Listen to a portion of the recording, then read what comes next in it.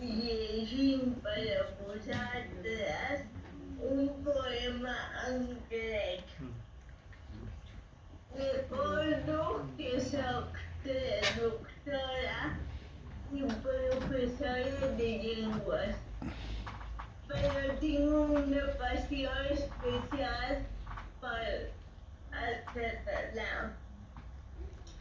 La seva llengua i cultura em fascinen. Per això, avui he traduït aquest poema català en grec i espero que us agradi.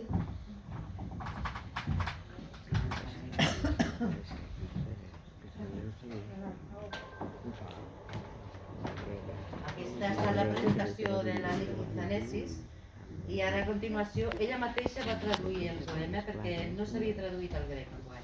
Ella mateixa li va enviar en català, en català i en castellà i en italià i el va traduir. Va traduir ella al grec, també ens el va enviar en PDF i ara llegirà el poema.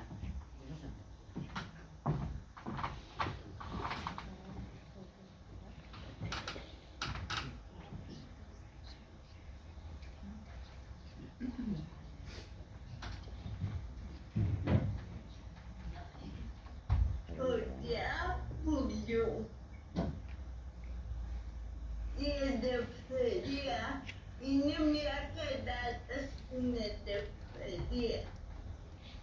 Πιστεύετε, η διατάση του να πιστεύετε πως είναι κάτι περισσότερο από ένα τραγούδι είναι γιατί δεν είναι μόνο ένας ύμνος.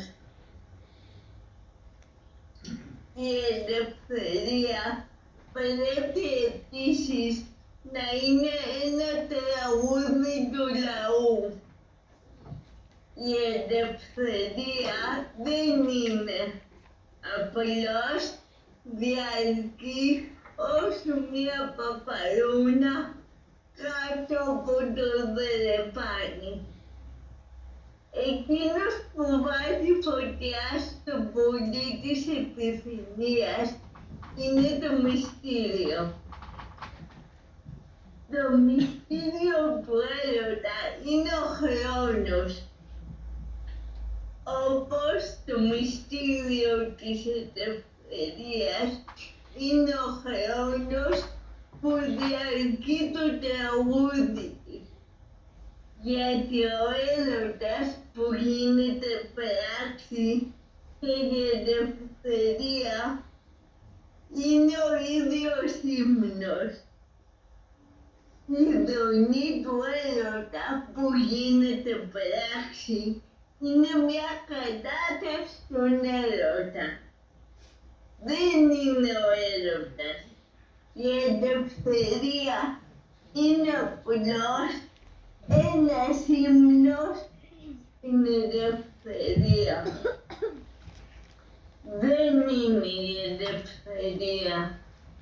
Βλέπω πως δεν το πιστεύεις. Ξέρεις γιατί? Θα ήθελες να είσαι ελεύθερος, αλλά να μην σου σημαίνει τίποτα. Κι όμως, το τίποτα είναι πολύ λίγο.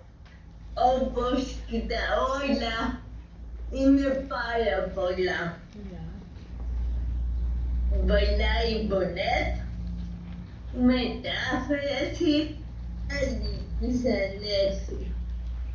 Desde aquí también le hacen un aplaudimiento, le damos la bienvenida y si vale alguna cosa o si necesitas a les xarxes que li fes saber. Ja és